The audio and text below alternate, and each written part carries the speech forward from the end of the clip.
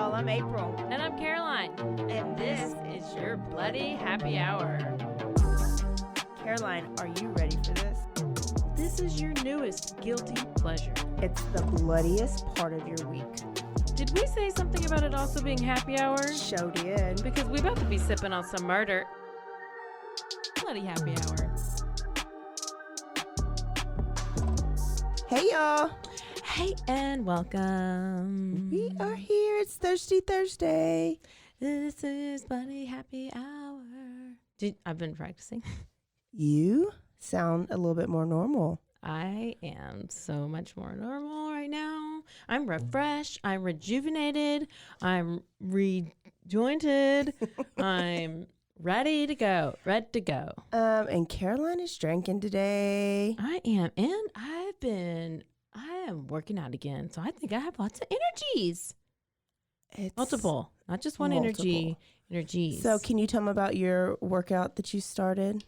Well, I decided to die for my workouts. I was like, I think I'll just be in pain the whole time. Okay. Because I really kind of stopped working out after I started leading my workouts. I was like, and I don't want to work out by myself. So I was like, I need somebody else to push me. So I found some other trainers and I had some other former campers come with me. And now I can't really walk, but I love it because, when you just love that somebody else feeling is telling you of what to do. Being so in so much pain and you love it. Is that a masochistic? Maybe. Massachusetts? Yeah, I'm at Massachusetts. Massachusetts? What is that? Well, I am the same. When you become a trainer and you're telling people to work out all the time, and you're writing up workouts all the time, it becomes work and you don't want to do it anymore. I won't think about it. So when I stopped running my boot camps, I didn't want to work out with anybody, but I also didn't want to write my own workouts anymore. So I tried boxing. Oh, that would be fun. So much fun. And I let a lot of aggression out on the box. Do you have anger issues? I don't anymore. Oh. It's true. It's like a fighting gym. So he's like, if you're on the ground, it was legit. And then there's no air conditioning and it feels like a sauna. Yeah, this was outside. You sweat. So it was really juicy. I did not just, that was my chair. That was a chair, sorry. sorry. Anyway, so I'm sore. Yeah, so what were we saying about before that? Boxing. Bloody Happy Hour? And how I can't walk. Oh, yeah, that's probably. Hey, so new Bloody Happy Hour is officially going to have a Patreon. And we're going to call it Raw, Real, and Ratchet. Raw, real. What? Listen, first you of all, you gotta be able to say it. I don't know if we should do it with so many R's. I don't know the order yet. Real, raw, and ratchet. Real, raw, and ratchet. Real, raw, and ratchet. But basically, it is our uncut, unedited versions of the episodes that we've aired so far. So you guys know sometimes we get to drinking. And At least I tried to nose because they left a review saying how we was tipsy. So you're going to go into this, if you want to be a Patreon, you're going to go into this knowing that it is all our extra conversation, and it's a little explicit. So, but it's fun, all with fun. So we'll tell you more information when we get more. So just get prepared. Yeah, get prepared. And then I just got off the phone with a guy to talk about some merch. Yes. So we're wanting to come up with all kinds do some of things. pre-order. Yeah, do a pre-order and we'll see how it goes. So some new things that are coming up. I'm excited to tell y'all. Anything else? How about that? Did we say what we are? Bloody Happy Hour? Oh, they know it. Oh, okay. Yeah. Yeah. Did you see that the Uber driver, can you turn your alarm off?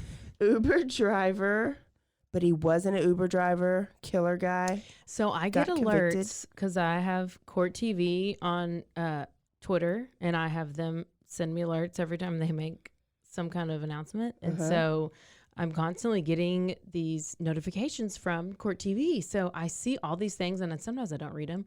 But whenever you mentioned it the other day, I was like, oh my gosh, I remember seeing something about the like Uber, whatever, driver murders, but I didn't look into it. So tell me about it. So you said all that to say you don't know. I did. I wanted to make sure everybody knew everything that went through my head just right now. She took the long route. But listen, here's what it is he's not an Uber driver. So we don't want to give Uber a bad name because Uber is pretty safe. Yeah, but I was an Uber Eats driver. Yeah, I Uber was an Uber driver at one point. You Uber drove to me from Cheryl's house. You Uber? No, you weren't even in Yes, there. I was in the car with Carmen and Mel. Yes. I wasn't? No. I'm pretty sure. Well, at least I was there at the party. Yes, you were. Okay, maybe they told me about it. This is all getting edited out, so. I don't see why. It should stay in. Listen, okay, mistaken Uber case. So this girl called an Uber, and the Uber was a black car. But I think she was a little tipsy, not victim blaming at all, just the facts. And she walked to the wrong black car. Where did I see this? She was a college student.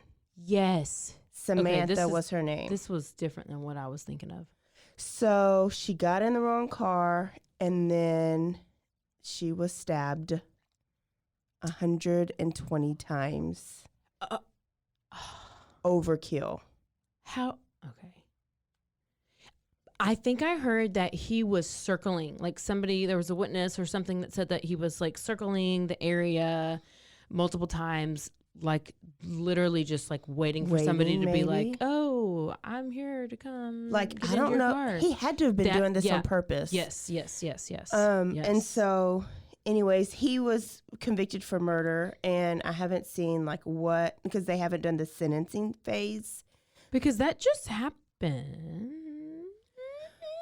Maybe it did, and maybe it I mean, it was more recent than not, but I can't remember, and the article isn't showing it. But so stabbed 120. Oh, it was in March of 2019. So yeah, pretty recent. His girlfriend ended up turning him in basically because she saw him cleaning his car because it smelled like South bleach. Carolina? Yeah. Oh yeah, I found it. His car. He cleaned out his car with bleach. She knew that he had a knife. Saw him cleaning a knife, and saw some blood in the back of his vehicle. And she just put it all together. So his girlfriend, good job, girlfriend, turned him in. Go. Yeah. What a asshole. So that came up today, but so do you have it up? The dating game killer? Oh, and oh. No. But was I'm gonna get actually okay, so tell him the backstory.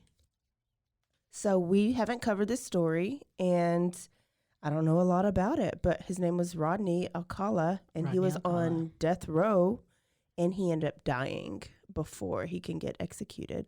So I think we're gonna do like a OG serial killers month. Yes. 1 day, 1 month. And so some of these OG serial killers that like the originals, we'll do a month of them just because they're everybody's favorite. But it's going to be later because I feel like everybody knows about them. I love talking about ones that people don't know about. So maybe this fall, maybe in October for Halloween month. Oh, for sure. So he died. He just died in prison. He just died of natural causes. Ugh. Yeah. I mean, I just kind of wish these people would like suffer in some way. Yeah. After all the stuff they did. Well, hopefully he didn't repent, and so he'll be going to a very place where you can suffer.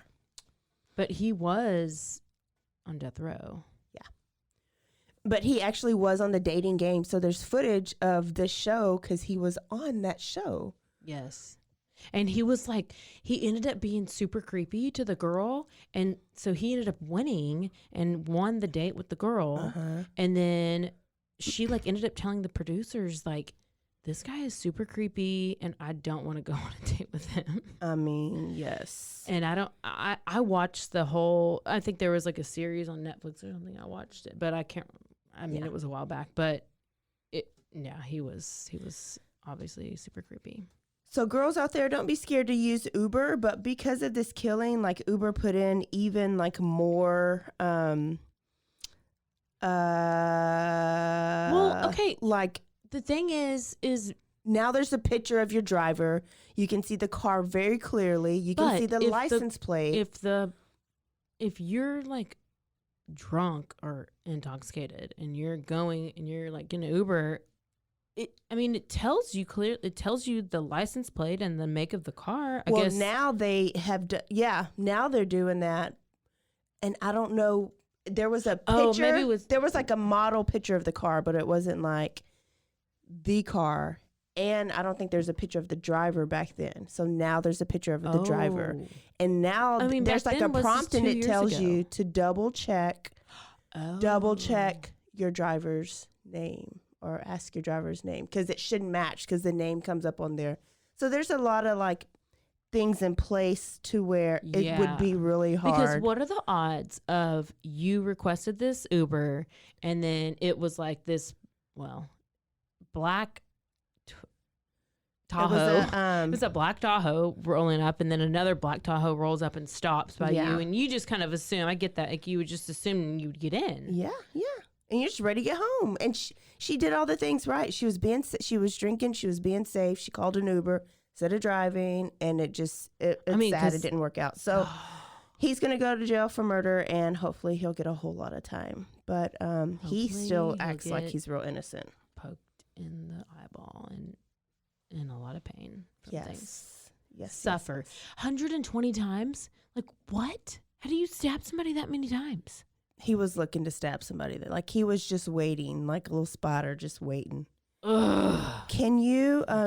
Okay, I know you Marco Polo'd me this week about Simone Biles, and you wanted to talk about that. Okay, so tell me what happened. I mean, I know a little bit. Okay, so she was doing the team. This is gonna air like at the end of August, so this is gonna be old news. Okay. But she was doing the team competition. USA Gymnastics. And then she bowed out. She was like, hey, I can't do this anymore. Uh-huh. And it was like, there was no physical injury. It was just mental. So I was like, well, what do you think that's about? Like, but it was just ended up being, she actually backed out of the individual stuff today too.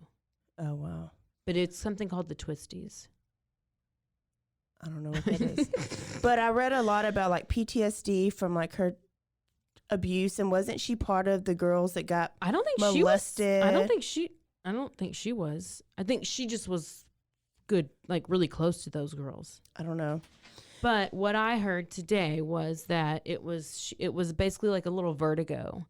Like you get up in the air, and if you're a gymnast and you do these flips, and she does like all these insane things that she's above and beyond any other gymnast, and she's getting up in the air, but then you typically can like see where you are in the air, but she was starting to lose herself in the air. So they call it the twisties, where you just kind of get a little like vertigo. You get a little dizzy. Becomes unsafe and for then landing. That's why her landings were off, like for like her typical landings and her typical, I guess, things. And then what is it about them like saying? So at first, I don't know. You're not going to get. Yeah, there was something. You can't be your 100% because I don't know. There was something not fair to everybody. Yes, I don't know all the details about that, but I heard about that, and I heard a very little tiny glimpse of all of that. Yeah, and I didn't really know what all that meant, so I don't know. And was it just her? Was it for everybody? So did she back out, thinking that if she couldn't be her best self, then their team wasn't going to be able to be their best self? I think she backed out because she felt like it was going to be unsafe for her. Okay. Like, based on some of the things I heard today, was like she could have easily just like, you could break your neck. You can break anything. I mean, you can just injure yourself completely, and you can end your whole career. and she was doing the responsible thing and backing up. But at first, people are like, and I'm thinking, people are horrible. Well, because there's all these people saying, okay, she's like, you're a team player, and you're just gonna back out, or you just like you messed up once and you're just gonna stop. And I don't know anything about gymnastics, so I'm like, well, I don't know, why would you just like back out all of a sudden? But I don't know anything about it. And then I heard today about these twisties, and that sounds pretty serious because if you get lost in the air, I'm no gymnast, but I did do some air sports. That was called high jump. Yes. So I didn't really have to like flip over things except for a bar and land on a mat, but I never knew where I was in the air. But I was like, okay, there was a mat to catch me, and I had no chance of like breaking my face. Totally different. Okay, so speaking of athletes, I'm excited for our next month. So that's why we bring this up. Yeah. I'm excited for next month's theme. So we're ending today our Killer Women's Month. And we're ending with such a good one. Such a good one. Caroline's going to tell you our great story.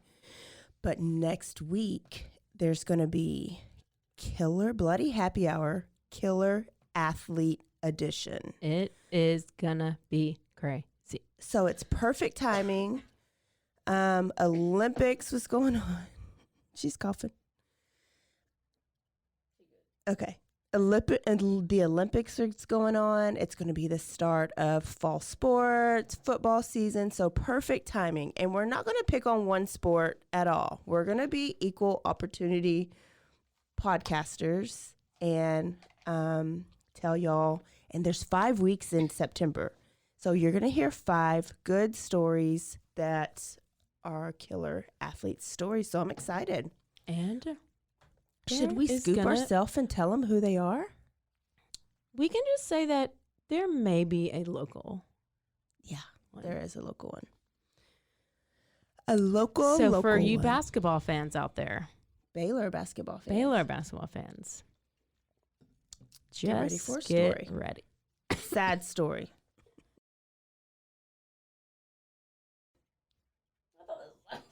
I need to open the door. This is the new strain of COVID. Okay, I have can I tell them the story about my true crime drama in my life this week? Yes. It's true crime, so it's totally relevant. You sound like me. I can't. It's like stuck in there, like stuff. You need to do my noise. I think it's this fly in here. This G-gnat. Okay, so listen, I have brothers, and one of them passed away like suddenly in 2019, May of 2019. So he had his car was paid for, kept his car because his son at the time was 16. And so we were like, we'll keep the son for Isaiah. That's my nephew that I live with now. That lives with me now since my brother died. So Isaiah wasn't ready to drive at first, but we're getting the car. We were getting the car like ready so that he can start driving it. So my mom called a local body shop. I won't out their name. Oh, wow. You probably should. Not this one because it's not our repair shop. This one's the innocent one. So called a body shop and say, hey, I'm sending this car. They've looked at it before. They know it's wrong, right? So the wrecker comes to pick it up. Yeah. And they said that they dropped it off at this body shop that's down the street from a mom, auto repair shop. And so there's like weeks, and the repair guy doesn't call my mom. He doesn't say it's ready. We don't even see it like parked outside. So she calls, and the owner is like, it's not here. It never showed up. So my mom's panicking because she's just like, I just lost Jeffrey's car. Like it's one of the last things that we have of my brother who passed away. And so she's upset, right? And I'm like, what? She's so blonde anyways. And I was like, Mom, what happened? So yeah, what'd you do, Mom? What'd you do? Come on now. So police report was filed. They interviewed the wrecker, and the wrecker guy says, oh, yeah, I dropped it off right here in the parking lot. Oh, yeah. It was not there. Oh.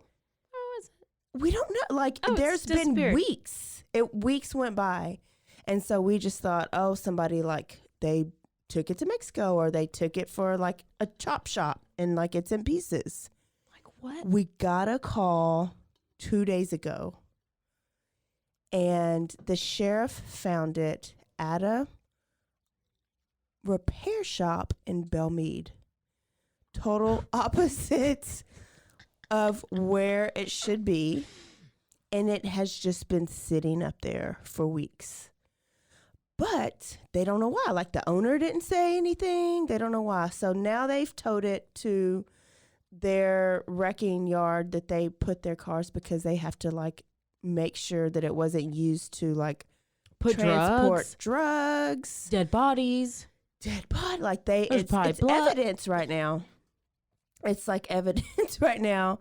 And so now it's scary. It's like, do we want my nephew to drive it? What if a crime was committed in it?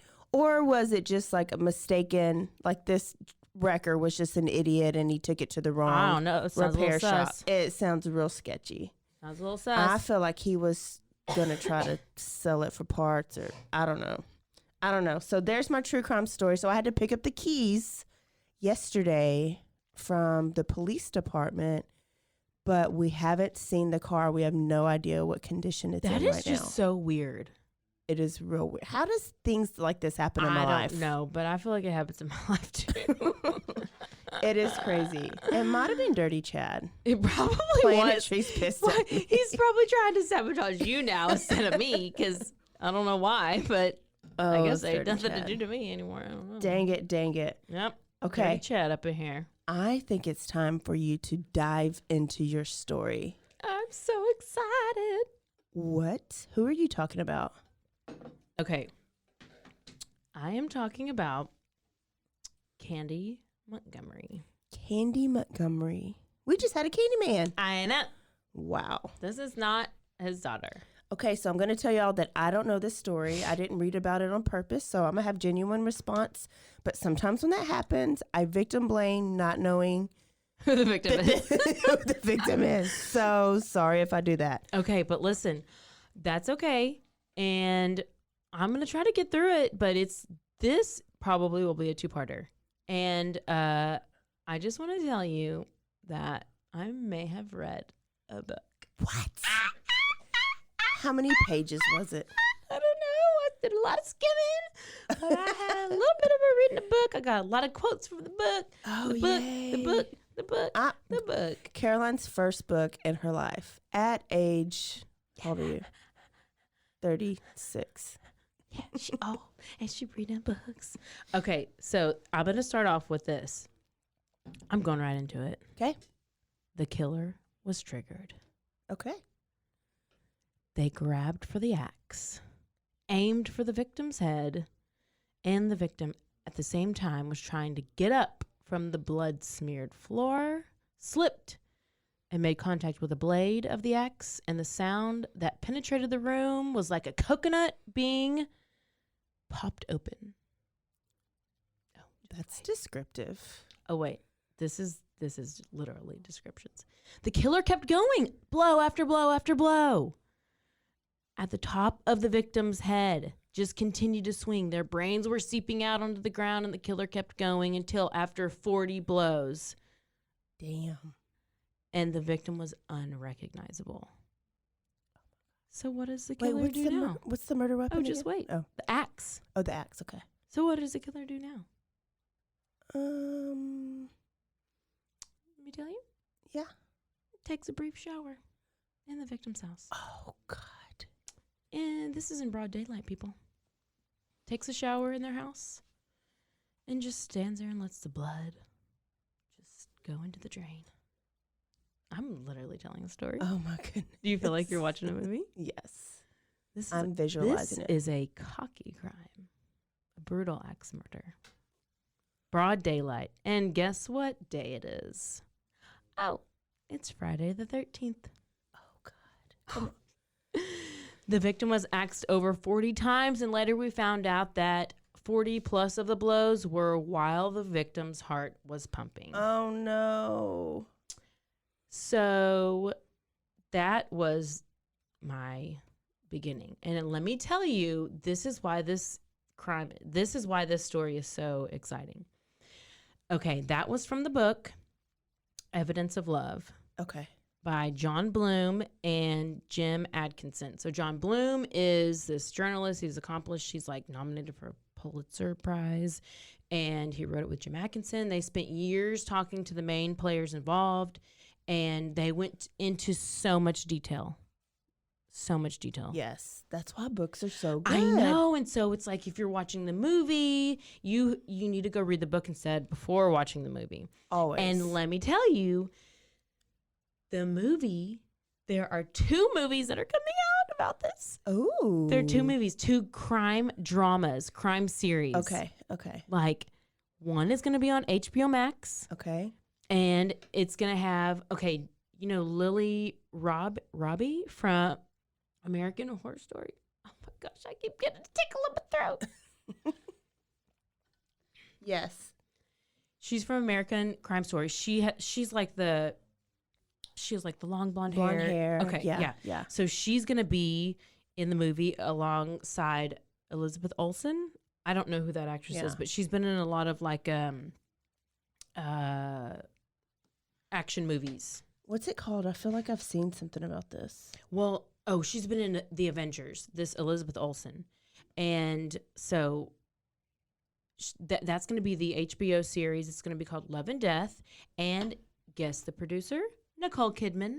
Ooh. I mean, it's going to be a good, these aren't documentaries. These are going to be series, dramas. And then on Hulu, Elizabeth Moss from The Handmaid's Tale. Yeah. She's going to be playing the role of Candy Montgomery, which is who we're talking about. This is who the story is about, in a limited Hulu series called Candy. Okay. So if you just Google Candy Montgomery, that's like the first 2 things that pop up. Because I guess they're both like starting production. I have no idea when they're coming out, but whenever I found that out, I was like, I've got to do this. Yay. Because we're about to watch a movie about it. Okay. So let's pick back up. So after the shower, so the murderer goes and takes a shower. They didn't even take the time to clean up the crime scene. So they get in the car. They're like talking to themselves. They're like, act normal. Everything's going to be fine as long as I keep it together. What's next? You got to follow your schedule. That's the only way this thing is going to work. So what do you think is next on the schedule for a killer like this? Happy hour. No, you're wrong. Maybe another victim. Oh. No, maybe they're a serial killer. I don't know. Maybe they're like some kind of family man. They're going to go back to their job. Okay. No. So the killer checks their watch and they're like, perfect. I have just enough time to go to Target and pick up Father's Day cards for the kids. And I can go back to church, pick up the kids. And then I got to take the kids to swim lessons. And I should probably call my husband on the way. And okay, just one step at a time. Just do one thing at a time. I can't lose control now. Besides, I can just pray away the sin. Oh my goodness. What happens when you read a book? You get all the details. So who is this person who's committed this horrible axe murder? Is it Candy? It better be Candy. It's Women Killer Month. Well, I mean, obviously, but you never know.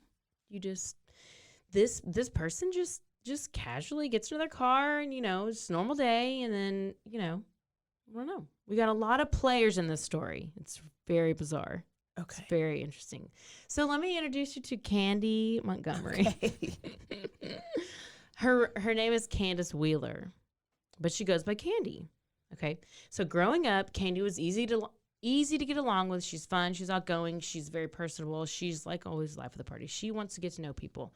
Her parents would always tell her that you should never express your true feelings. Like just always, just don't tell anybody what you're thinking, what you're feeling. Just do what you think you need to do or whatever. Like he basically was saying that the attitude was influenced by her father because he was in the army and he just is like real strict and he's like just have a flawless exterior. Okay. And keep your feelings to yourself.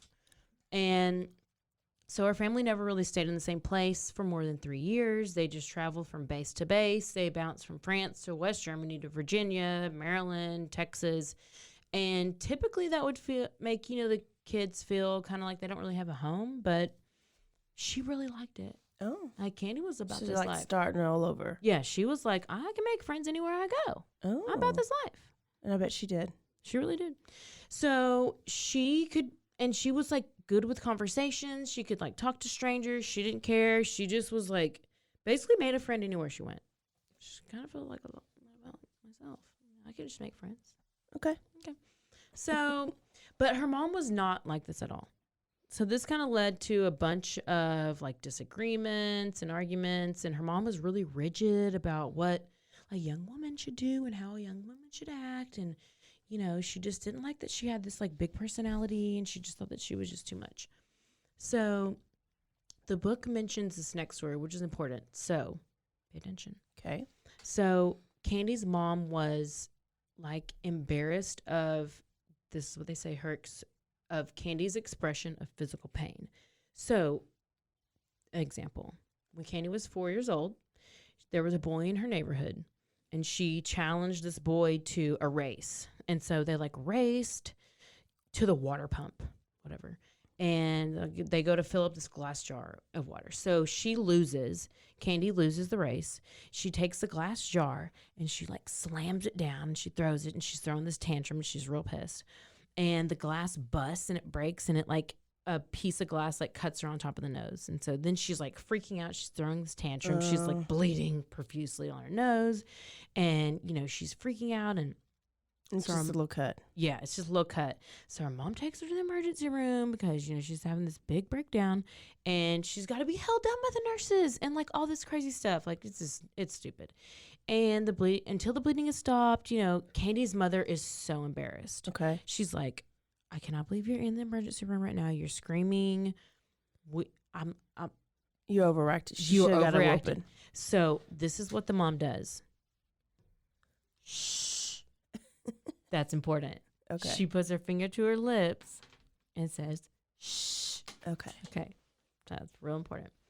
So, because she's like, what are the people in the waiting room going to think? And so this reaction of her mother has scarred her. Like, she's like, okay, well, I guess this is why I should never show my emotions. Oh. Mm-hmm. So, she would always fear that her showing her true emotions, she would get scolded. And side note, this was from psychologists. So apparently, however a parents react to their children's negative emotions, that psychologists have found that children whose mothers tell them to keep their feelings hidden to be less emotionally competent than their peers and can struggle with poor social skills. Well, and like they even, we tell boys quit crying like a girl. Yeah. We're actually supposed to let kids have their emotion. Yeah. Because they grow up and they don't want to show that emotion. Yep. So like after this water pump incident, Candy just learned to like push down any negative feelings and anything that contributed to like emotional issues as an adult. As they grew, she would just like repress her feelings and blah, blah, blah. She just was like, no, it's not happening. So Candy learned to focus what was expected of her rather than how she felt. And she was constantly worried about what other people thought of her. But she eventually realized that her mother would not ever give her the like affirmation she needed or she craved. Uh-huh. And so she just needed to look for other areas of attention. So she just, would like talk to the boys in her class, and, she was really she was rebellious. She was loud, but she wasn't like a bad kid. That was just her personality. She was outgoing, and she wanted to. That's good. Those are good qualities. Yeah. But her parents were super strict. So you have this person who has this outgoing personality. They want to talk to people, they want to meet people. And then you got these super strict parents. Well, so she wanted to like go out. She wanted to date. She wanted to do all the things. And her parents were like, no. Well, eventually, she's going to do it anyway. So she ended up like running away for like a day with one of her friends. Like one whole day. Yeah, to go like to a rollers. I mean, it was like super innocent, like go roller skating or something. I did that one time and I lasted 30 minutes and I came back home. I snuck out of my window. Where did you go? I went to a friend's house, but it was like early in the morning. Everybody was still asleep. So I just walked around and then I snuck back in my window and got in my bed. I was like, they're going to be so mad. I wrote a letter and everything. They're going to be so mad at me. You wrote them a letter? So sad, yeah. But they didn't even get a chance to get the letter because I came right back. I know. That's when I went to Corpus Christi. That's so great. I love that story. So finally, Candy, she's grown up. She's 20 years old. It's 1970, and she moves out of her parents' house. She's living in El Paso. And Candy's on the hunt for a man. Candy's from Texas? Oh my gosh, yes. This you is didn't a Texas. Say that. This is a Texas crime. That should have been first. I'm sorry. This is like in Wylie, McKinney. Oh. Yes. Okay. This is like right up the street. I have friends in that area. They probably know Candy. Do you have the address? I probably can find it. Okay. So she is like eyes on the prize. She wants a man. She wants to get married. She wants to start a family. She wants to have like 8 kids. And she's like ready. She wants to like live on a farm and do all the things. She's trying to be the most. What? Okay. Yeah. Because like back in the day, this is like 1970. Okay. Like, I mean, when I was 20, I'm like, oh, I'm going to the bars and I'm jumping over a bar. I'm running track and I'm doing. You're going to hurdle the bar. Yeah. I'm running track and I'm doing high jump and I'm going to, literally, I'm like, going to track field, I'm going to bar. Going to track field, going to bar. That's all I'm doing. I ain't trying to get married and have kids. Mm-mm. No. So she starts working at a furniture store. And she's living on her own. She's working at a furniture store. And this woman who works with her is like obsessed with Candy meeting her son. And she's like, he's so smart. You're going to love him. He's one of the smartest people I've ever met. Please meet my real son. Thirsty. He's just such a catch. He's so great. He's so great. And she's like, oh, lady, fine. I'll meet your son. You're real thirsty. Real thirsty. Her son must be a nut job. Well, her son is Pat Montgomery. Okay, Pat. Pat Montgomery is a very big player in the story. Okay. Let me tell you about Pat.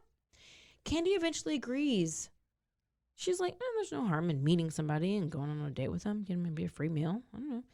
So she meets with him. Pat Montgomery, he's very important. He's a shy engineer. So he's really smart, like the mom said. Okay. So is he cute? Well, I don't even know what he looks like. Okay. But Pat did not like that his mom was always, because his mom was always doing this. He didn't like it. Always setting him up on blind dates. Always like these random people. Because they were never his type. And he was too busy. He was working. And he was also getting his PhD, so he's going to school. And so he was one of the smartest electrical engineers at the company he worked for. Okay. And Pat's a catch. But typically wasn't her type because he's boring. Okay. I mean, so they went on the first date and it was the worst, dullest, most boring date she's ever been on. Before the date even ended, she just wanted to call her friends and be like, oh, it's so boring. Just like that. Okay. I'm being an actress right now. Okay. She want to be like, I'm bored ass. I'm so boring. I'm bored AF. I just want to go home. But you never know. She's like, so she's not home yet. She's just thinking this in her head. Okay. She's like, but he does have a great career path and he does have potential. And I do want to have a nice house and a big family and live on a farm and have animals. So now she's starting to, oh, wait a minute. Yeah, this so might now need she's to be like, a pimp decision. I mean, all those things might be a little expensive, but he's just so boring. But maybe it's okay. Maybe. So he drops her off and he asks for a second date. Okay. So he had no idea this was the shittiest date ever. No, he don't know. He don't have a clue because he's boring.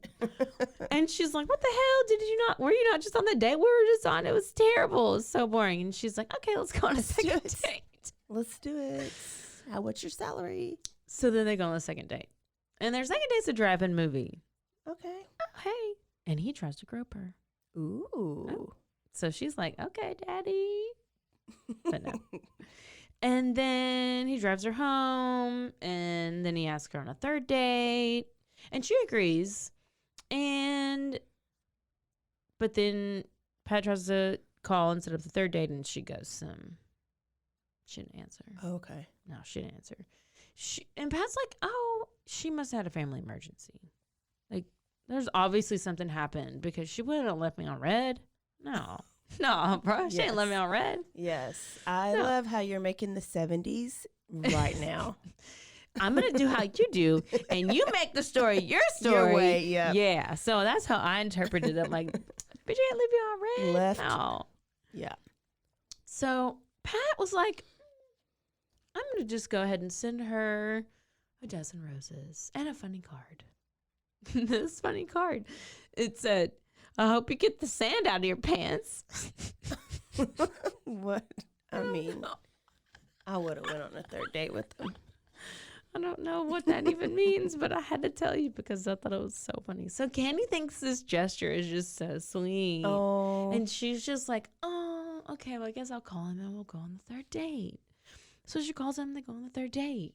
And around the same time as their third date, Pat's uncle dies. And he was super close to his uncle.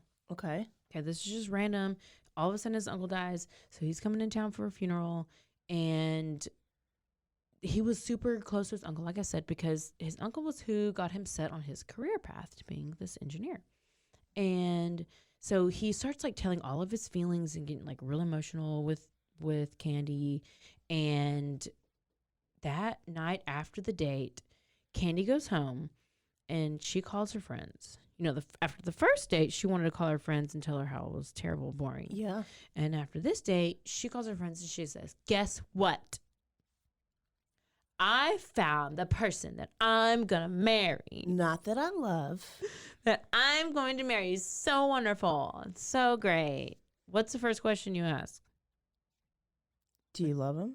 Who is he? What's his name? I think it's Pete or Peter. Candy. Bitch don't even know his name. Peter. I'm just like laughing. He's an engineer. That's what matters. Yeah, it's to Candy. I don't know his name. I mean, he just makes money. He just does the things. I mean, it's fine. So she couldn't remember his name, but she was going to marry him no matter what. At least she knows what she wants. Yeah. I mean, you know what? So then they start like writing like love letters back and forth. I guess because like you can't text. You know, Nope. You know, you can't text.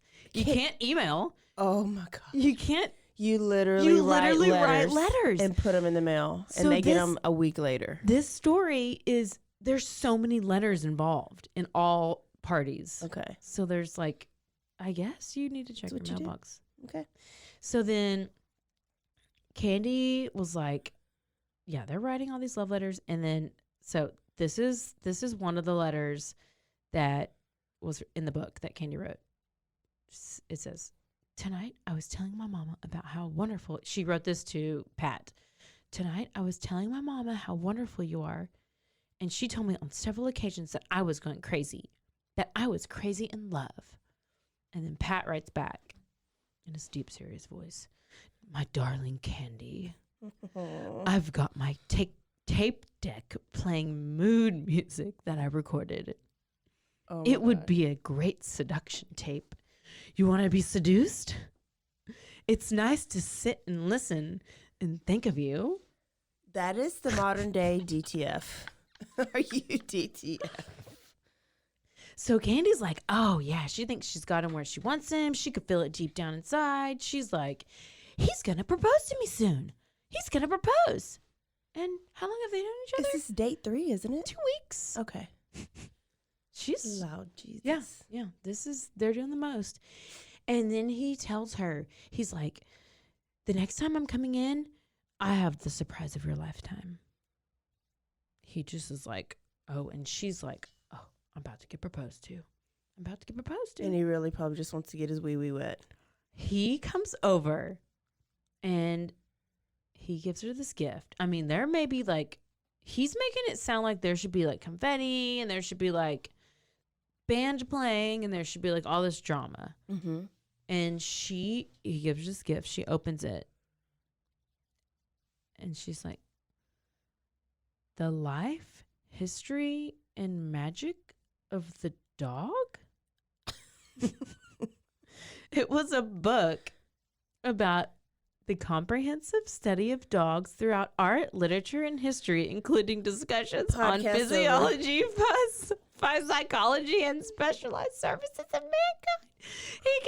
So she refers to this as the damn book. He gets her book. She was wanting to get proposed to, and he got a damn book for her. Poor boy. He just didn't know what to do. He didn't know, and he thought he was a little bit on the spectrum. He thought he was dating me and give him books about dogs. She didn't even like dogs. She didn't care about dogs. She wanted to get married and have a family and do all the things. So, eventually, he did eventually propose to her. Okay. And, he's like, I'm looking forward to being the father of your babies and teaching them how to do the right things and blah, blah, blah. And they get married and they're not making a lot of money, because he's still trying to get his PhD and, he's going to be an engineer, but he's still working on this. And she's like trying to be this housewife. And so they end up, having a kid because what else do you do? So they have their first kid, Jenny, and they were so happy. They had Jenny. Okay. So they're happy. And then, they had their second child, Ian. So they were just like, oh, yeah, we got 2 kids now. Great. So then Candy's like, maybe I don't want to have 8 kids. I just want to have 2. And I'm going to get my tubes tied. So she don't. Yeah. She's like, no, let me just calm down. There you go, Candy. So then things start looking up and they're happy. And then Pat gets hired onto Texas Instruments. Ooh. Okay. So how you know about Texas Instruments? From the calculators. The calculators! Yes. The giant-ass calculators. 83s we had to pay for college algebra. So listen to this. Apparently, they had secret government consulting contracts, and he was one of the very few scientists that were working at the top of this, and they're one of the largest semiconductor companies in the world to this day, and they develop chips and processors for electronics, not just calculators. Okay. So how about all that? And they're still alive today. So they're just going out there charging chairman $50 for these calculators. It probably cost them $3. Those were like $100. I know. And could you not get it on the app now? Do people still have to buy those calculators? No, you have to. Every kid in the school has their own calculator. There's got to be some kind of secret, because how are there no other places that make calculators like that? I don't know. There may be, just not in Texas. Saying. So he gets hired on. He gets paid. Candy's living her best life. She's staying at home. She hated being still. She's always doing something. She's just always doing stuff. So they built their dream house near Dallas, Texas. They're not in Dallas. They're not in the big city. They're in the country. Yeah. Okay. McKinney, Wylie area. So they're trying to get more of a family oriented feel kind of a place. So then they start searching for a church nearby, not because they're super religious, but because they wanted something for the kids. Yeah. Okay. So then this is going to bring us. So far we've met Candy and Pat Montgomery. All right. Now let's meet Betty and Alan Gore. Ooh. Okay. So the Gore couple. So these two couples, the Montgomerys, which is Candy and Pat, and the Gores, Alan and Betty, they're very similar in many ways. They're the same age. They're married young. They had daughters the same age, which you'll find out more about later. So Betty was a farmer's baby. She's from Kansas. She's pretty. She wasn't beautiful. Mm-hmm. This is all how the book describes everything. Okay. She's so proud of her book. She has said book so proud at least 72 times. I have to say, I'm going to say it even more. So get ready, bitches. Betty won most popular baby in her town of Kansas of 414 residents. Oh my goodness. Most popular baby. How is the baby popular? I don't know, but she was the most popular. So, whatever. She was... she grew up, she was like a stern, quiet type of a person. She wasn't very interested in like making friends. She like drove a tractor. She, I don't know, played the clarinet, whatever. She tried to be feminine, and according to the book, she sound real butchy. She was, quote, a nice girl, wholesome, non-complaining, responsible, and intelligent. She's the kind of girl that every mother wants her son to marry. But she's boring as fuck. Crazy is as crazy does. The Life of a Serial Killer by John H. Mudgett is a tensely clever first-person psychological thriller that deep dives into the world of an experienced serial killer. The ebook is available for purchase via Amazon and is free for Kindle Unlimited readers. It is a graphic tale, as the cover suggests. The fictional protagonist, John Goodman, is an amalgam of human predation and darkness, carefully stitched from the ragged shreds of multiple serial killers and mass murderers' lives. But though he is fictional, the circumstances of Goodman's dark life are firmly rooted in historical characters and events. Crazy is as crazy does begins in 1955 and follows John as he evolves from a timid and disorganized criminal into a powerful mastermind of deception and intimidation. The story takes readers on a journey through a 75-year-old killer's life, ending shortly after the capture of the Golden State Killer in 2018. But like all unreliable narrators, readers are forced to grapple with an important question. Can they accurately separate fact from Goodman's twisted fiction? Readers quickly discover that a real horror unfolding is twofold: the murderous activities described by Goodman himself and the twisted transformations of those around him, culminating in a shocking, high-stakes ending. Are you a fan of the true crime genre? My name is Alex Reichen, and I'm the host of Totally Innocent. Every Wednesday on all major podcast platforms and YouTube, we take a semi-deep dive into the life of a serial killer or a high-profile murder case. The fun part about it is that I'm learning everything at the same time as you. There isn't hours and hours of research, so when I jump in to record an episode, it is a raw reaction every single time. If that sounds like a rabbit hole that you want to jump down, you can find the show by searching Totally Innocent on all major podcast platforms. AF. Boring AF. So, to us, but we're not ranchers. Yeah, and farmers. then I would be bored if I was, into girls.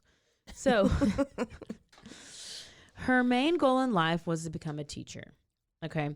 So, this is how she lives. She gets assigned a paper and she finishes the assignment the day she gets assigned. I mean, who does that? I don't finish the assignment till it's overdue. Yeah. So she's turning shit in early, and she's going to college. I don't know. She was just always a star student. But then she gets to college, and she's used to being a perfectionist and everything, but she really sucks at math. Okay. Which is fine. So she had to go get a calculator. So she had to go get a calculator from TI department from Patrick Montgomery. No. So she was so mad she couldn't get the hang of math. And so then she has this math teaching assistant. Well, the teaching assistant is Alan Gore. And wait, Al Gore? Ran for president? I don't know, maybe. But this guy's name's Alan Gore. Okay. And that's her teaching assistant in college. Okay. And so she goes up to him and she's like, "Oh, I need a tutoring session. I need to learn how to do this, whatever math." And he's like, "Oh, I'll give you a tutoring session." Whatever. So they meet in the library and they literally give a tutoring session. It's nothing. There's nothing exciting Nothing to it. exciting about it. No, because guess what? Betty's boring, and she's not. She does not live on the edge, I guess. So, well, that's good. Way to go, Betty. I mean, your name is Betty. I mean, what do you expect? I hope I'm not victim blaming. I mean, I probably am. No, you're definitely not. Okay. Oh, maybe you are. Okay. So, yeah, Betty goes by the book. She follows the rules. I don't know that life, but anyway, then we have Alan. He was also raised on a farm, and Betty and Alan, neither of them ever had like any serious prior relationships. So Alan's tutoring Betty, blah, blah, blah. And then once she graduated and wasn't a student anymore, Alan confessed he was in love with her.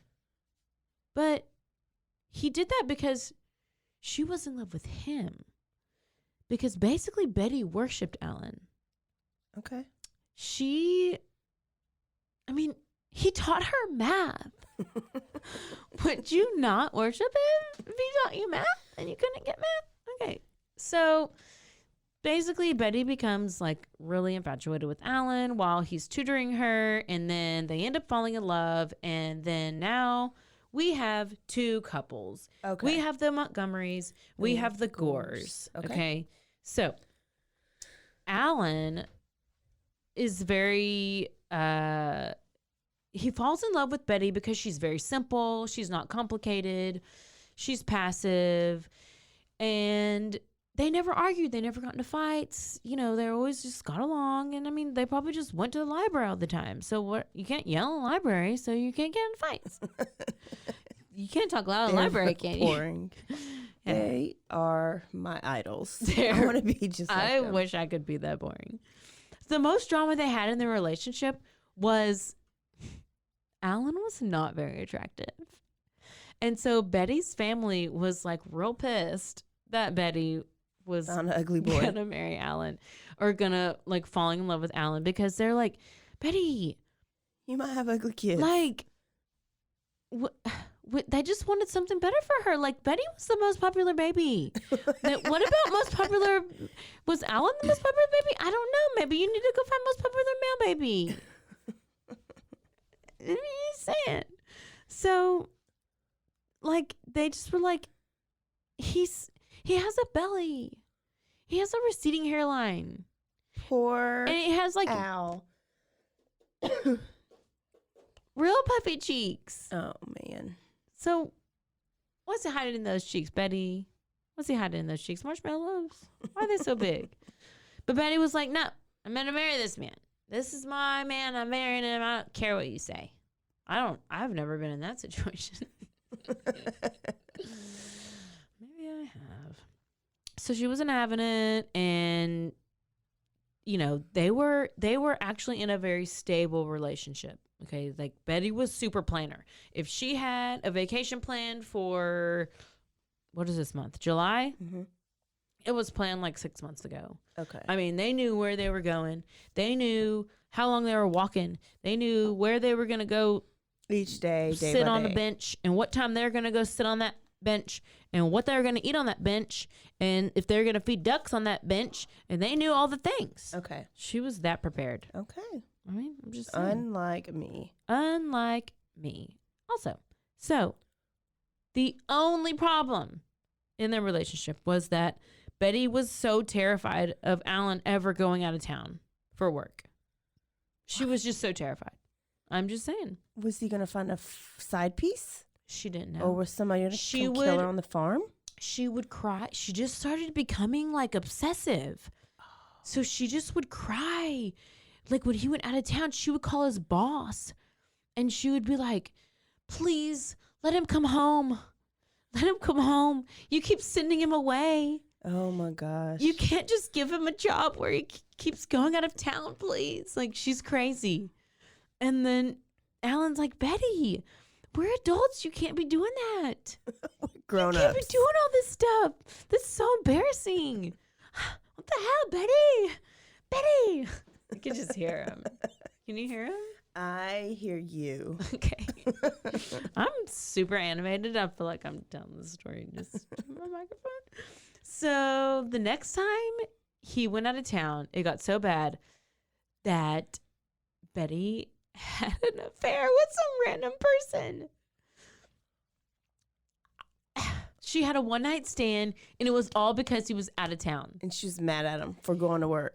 Yes. She let, when he came back, she confessed, and she was like, I don't know why I did that. I was so confused. I was just so scared of being alone. I promise it will never happen again. That's like true abandonment issues. Like, she has issues, and I didn't get all. She clearly has like former issues from like her parents or something, because I mean, what happened after she was nominated most popular baby? What did they do to her? This is real weird. Clearly. So then Alan's getting upset. He's like, okay, all right, Betty. But he eventually got over it, and she never cheated on him again. And by the way, in the book, I love saying that. Alan says he didn't know if this was a way for Betty to like kind of control him. Like, if you go to town, then I'm going to cheat on you. Or if you go do that, like, this is the consequence you're going to have, or this is the punishment you're going to have. Or if she was genuinely scared to be alone. Okay. He didn't know. So he eventually became resentful of her. And that's kind of what happened there. And they eventually had a daughter. Let me just fast forward. Okay. So that just happens. I skipped a little bit, but yeah. So she cheats, he gets over it, and then they finally have a child. Okay. So this is Alyssa. That's their child. And they have a kid, Alyssa. Betty becomes a teacher.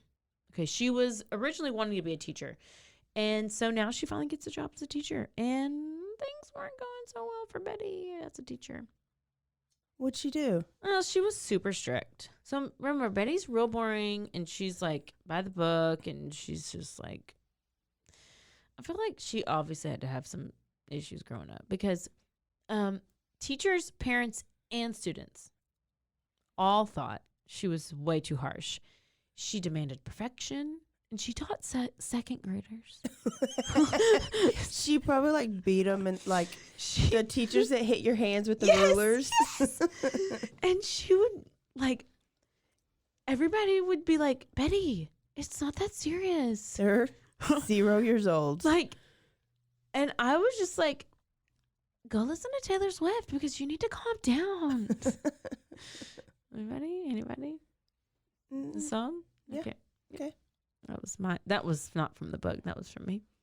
And I also heard on one of the things I read, like her students like vandalized her house, but I was like, these second graders, well, probably the parents like taking, they're like, yeah, let's go vandalize her house. I hate that teacher. And so I don't know how that really worked if they're second graders. But apparently Betty was suffering from a little bit of postpartum. You know, she was becoming, except for she did before she had the baby. Yeah, so she just basically, this is what books did, so I'm going to tell you that. And she's becoming very anxious. She's in and out of the doctor's office once or twice a week. She didn't have any friends. She was separating herself from everyone. I don't think she ever had any friends, because who wants to be friends with her? She didn't seem like a fun person. And then she writes Alan, her husband, a letter. Oh. Because what else do you do? Yeah. Back then. And this is what her letter says. Dear Alan, sometimes I have doubts about myself as a person. I wonder if I'm really accomplishing anything. But if you express your pride in me, then I feel reassured that I'm really important. I just need to be reassured and told this often, just as I need to see and feel tangible evidence of your love. Oh, so she needs words of affirmation. Love, Betty. And what's the other one? Gifts of love. She needs words of affirmation and What's the other one? And physical touch. Physical touch. Well, because it says, just as I need to see and feel tangible evidence of your love. So see and feel. Did she write that book? All the love languages? Maybe. She might have. Go look it up and see if that was her. So. She's too needy.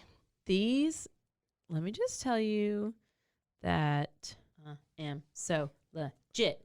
Couples meet at church. We got the Gores. We got the Montgomerys. Now they meet. Okay. That was me in the club last week. Okay, so finally the two couples end up meeting. Oh, I already told you where they meet. Where do they meet? Church. At church. Didn't get it. Oh, that was a bug. Lucas Church. So they were both Methodists, like both couples, but they didn't go to Methodist church. They went to this church called Lucas Church because there was a female leader named Jackie who everybody loved. She was religious without being like judgmental. She was caring. She was like super understanding. She wouldn't tell people they're going to hell. You know, she was like, just, I don't know. Genuine. She made everybody feel good about being religious, And, there was no, like, most churches have, like, board of directors and stuff like that, and leaders and groups. But, no, this church, it was just Jackie. Okay. So, basically, it was more like a club. But she wasn't the priest? She was the pastor. Oh, she was the pastor. She was a leader. She was the pastor. But typically, like, they have like a board, like a group of people who aren't all the pastor, but they all together make the decisions for the church. Yeah. But they didn't have that at this church. I don't know. So this is a cult. So it's basically a cult, and she is. What did I say? Oh, yeah. It's more like a social club. Okay. That's what they say. And maybe that's why they chose this church. Because Candy was super social. Did they talk about, like, is it supposed to be a Christian church? It's just called Lucas Church. So look it up. Lucas Church. Lucas Church. Okay. Yeah, check it out. So, it wasn't your stereotypical church, basically. Betty tried to be involved with the housewives and be a part of the church and, like, the club. But, they were like, they always thought she wasn't very personable. She was just type A. And, she's probably on the spectrum, which is fine. But that's probably how I don't know. They just thought she was too socially awkward and that she didn't fit in. She was too rigid. This is still Betty, right? Yes. Yeah, this is what the other housewives in the church club are saying. She's just too rigid. That's probably why she didn't fit in. It's not like they kicked her out. She just didn't fit in. She didn't really want to be in the group. And Candy thought Betty was also just so stern and rude. And in some ways, Betty reminded Candy of her mother. Shh. That part? Remember that part? Yeah. Yeah. Just saying. So, let's fast forward to Candy is bored. Okay. So, the Montgomerys and the Gores have met. And now we're going back to a little bit of Candy's story. Okay. So, around the time that they start going to church, Candy's a housewife. She's not working. Pat's going to work. He's doing everything. So she's like going to church, dropping the kids off at school, making lunches, baking cookies, making lasagna, doing the things. And she's just doing the most. She's doing the most. This freaking gnat. I'm about to be doing the most with this gnat up in here. And then Pat's over here. He's going to work. He's coming home from work. He's going for a jog, and they're not having sex. They're not having sex. Pat and Candy aren't. April, they're not having sex. Pat and Candy? No. Pat and Candy, yes, they are not having sex. Okay. So she's just not satisfied. She is not satisfied, and she's bored. Does she go find Al? Let me tell you. So she's like, she does what any normal person does, and she starts talking to her friends, and she's like, I need to get laid. I'm thinking of having an affair. She even talks to the pastor about this. What? Which is Jackie, so Jackie's cool. She's part of the housewives group. Okay. She's like, Pat is just not exciting. He's not cutting it. He's boring, and he just treats me like I'm an employee of the house. He's like, not exciting. I'm not having it. It's boring. She knew what she married. And when, like, growing up, like, she read, like, I don't think maybe romance novels, because she always, like, pictured this, like, all these things in those romance novels, because, you know, they go into depth. So that's kind of what she's always pictured. And she thinks it's how life should be. Yeah. She's basically like nowadays that would be watching, like, 50 Shades of Grey, and she's like, oh, hell. And then she gets this person who's just, like, dead in the bed, and she's like, oh, no. No way. No, I can't be doing that. So she goes to these church women. They were like, Candy, that is unacceptable. That is so scandalous. Don't do it. Candy, why would you? This is not a conversation for something like this. This is not a place for that. This is church. This is church. On God, okay? On God. And they're like, go talk to your book club about that or something. Go talk about that at romance book club. Go talk about that at book club. Like, come on, lady. Go talk about that somewhere else. So, you know, she's like, whatever. So the one person who wasn't there to hear this conversation was Betty Gore. Okay. Because she wasn't active in the church. Okay. And she also wasn't easy to get along with. She wasn't one of the gals. She wasn't super popular. And so in the relationships, these two relationships, Candy is the Montgomerys. You have Candy, who's active and, like, doing things, and Pat, who's, like, he's the shy one. And then you have Betty and Alan. Betty's the shy one, and Alan's the outgoing one in the relationship. Okay. Okay. So then the church ends up starting this, like, volleyball league. Okay. So Candy's like, oh, yeah, maybe I'll go play volleyball, and the volleyball will be so distracting. Like, I won't want to have an affair. That I'll be paying attention to the volleyballs, and I won't want any extramarital balls. Anybody else's balls. So, yeah, let's play volleyball. All the balls. Balls, balls, balls. So, she does it. And she starts going to practices, and, you know, she was like, this is great. This is nice. And then there's one day that she's on the volleyball court, and I guess balls are flying at her face, and she, like, runs into this person, like, her and this other person collide. Well, it's Alan. It's Alan who she collides with on the volleyball court. And she, like, smashes into, I'm picturing it. I'm picturing her face smashing into his chest, sweaty, and then, like, fall to the floor, whatever. We'll see how it plays out in the movie. Okay. But there's this moment, and she's like, oh my gosh, smack.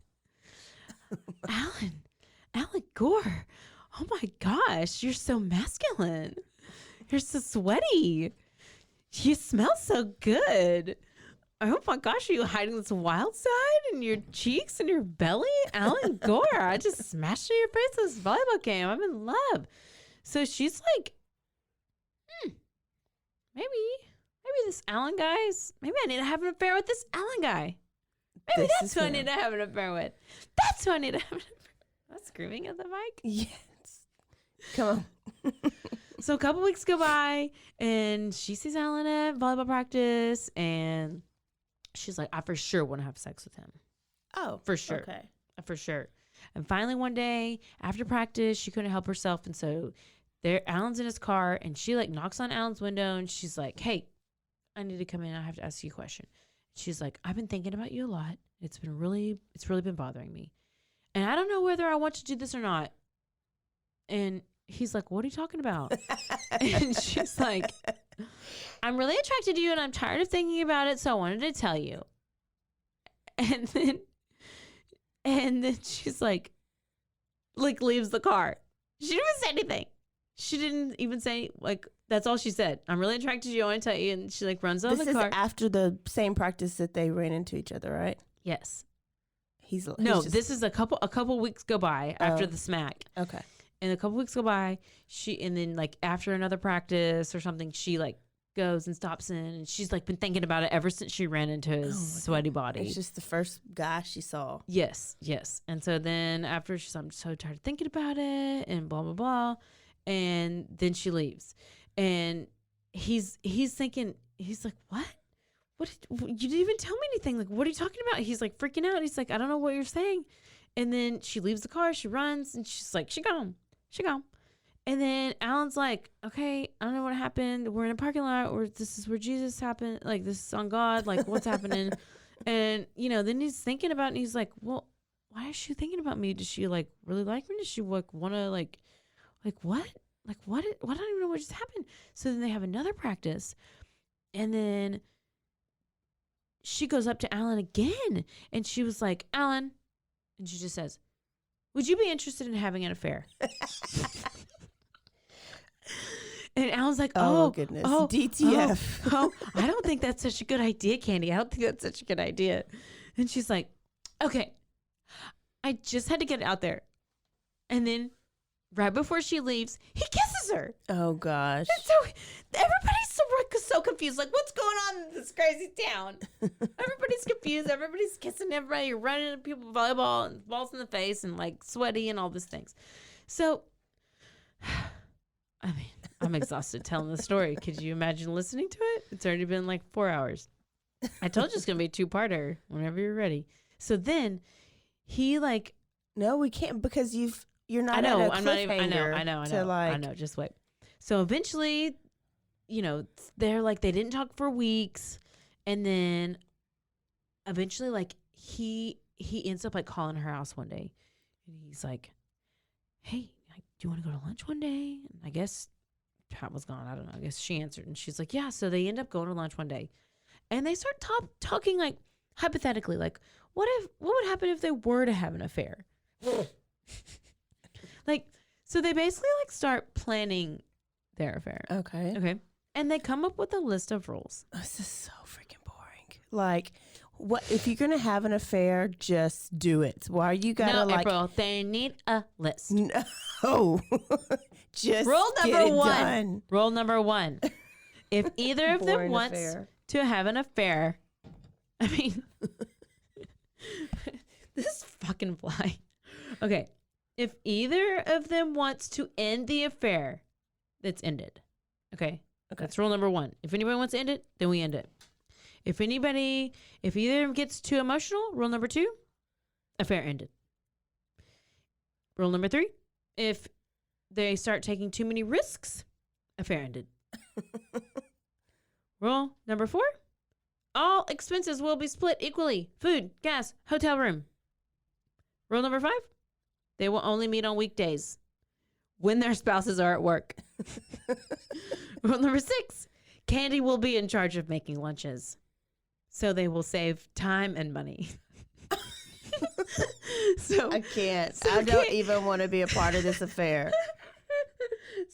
So they would meet on like Tuesdays or Thursdays once every 2 weeks. And this was because Candy was only free on the days when her little boy wasn't at preschool and blah, blah, blah. And she took him on Tuesdays and Thursdays. So she packed her sandwiches and they went to the hotel. So the astronauts are getting ready to launch, and the affair is set to start on December 12th. Okay. They meet at the Como Hotel. And Alan... Okay. Let me say that again. So, affair starts, and they meet at the Como Motel. Como. And...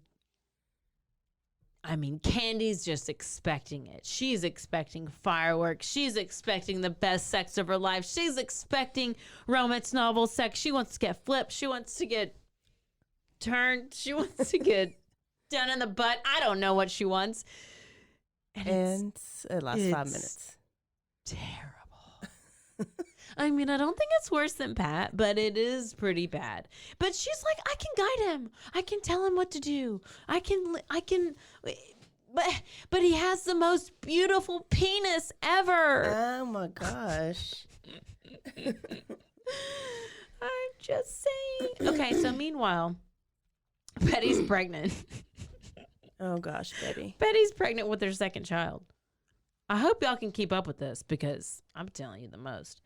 And so Betty's pregnant with her second child. This is Alan's wife. All right. So Candy's daughter. So Candy has Jenny. They have a daughter, And then Betty and Alan have a daughter, Alyssa. Mm-hmm. And they're like the same age and they're best friends. Okay. You like my emotions? So after the first few months of the affair, Candy tries to break it off. She's like, I'm so tired of making lunches. It's not even worth it because you're not even that good in bed, Alan. And Alan's like, I'm not accepting it. And they're like, well, that's part of the rules. And he's not accepting the rules. But in a weird way, she kind of felt like she was falling in love with Alan. Oh, God. I know. I can't. Even. Can somebody kill somebody? And then, of course, they wrote letters to each other. Oh, my gosh. These so, people are pitiful. blah, blah, blah. The affair ends up ending. And, so she don't have to make any more potted meat sandwiches. yeah, for because Alan. it ended up that, like, Candy tried to end it twice. She wasn't successful. And then, like, Alan was like, oh, well, we just had this baby. And so now we have to end it. And she's like, I already tried to end it twice. Why can't we end it whenever I wanted to end it? And he's like, well, no, I'm having a baby, blah, blah. So then Alan and Betty go to marriage counseling. They go on this, like, marriage retreat. Okay. Well, this is called, like, Marriage Encounter and Temptation Island. I don't think they're tempted, but they go to this thing and it's like the only rule of this retreat is you can't talk to each other. So you just have to write letters to each other. I would love that. I would be like, good, I don't even talk about anything. We good. So that's whenever Alan and Betty their marriage really comes together at this marriage retreat. Uh-huh. Like they're writing letters and they're like figuring out why they like don't like each other. And he's like, I thought you hated me. And she's like, no, I just have issues with my brain and blah, blah, blah. Well, then afterward, they married and they like ended up having sex and it was like a good thing. There's a lot of sex situations in the story, by the way. Yeah. Not good ones though. Yeah.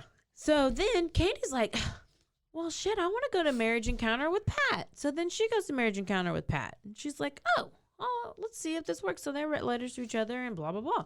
So then they're like, well, it didn't really work so well for us. Like, it didn't really work that well as I expected. It didn't work as well as it did with Betty and Alan.